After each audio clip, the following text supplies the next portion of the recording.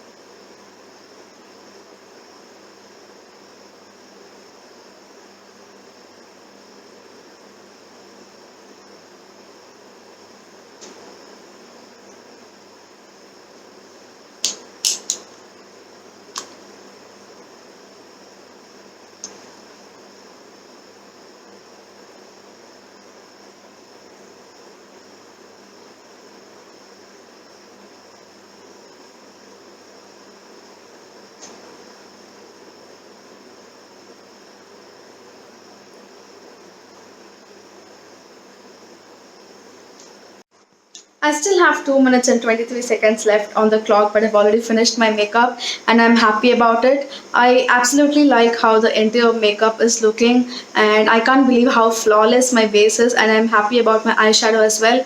I've applied two transition colors and one lid color. I know I skipped on mascara and eyeliner, and that's because I don't use them on a regular basis. So if you enjoyed watching this video, then please don't forget to leave a comment, and also challenge me for some other makeup challenges, and I would like to create it. So I will see you all in my next video. Please don't forget to subscribe to my channel. Take care. Bye.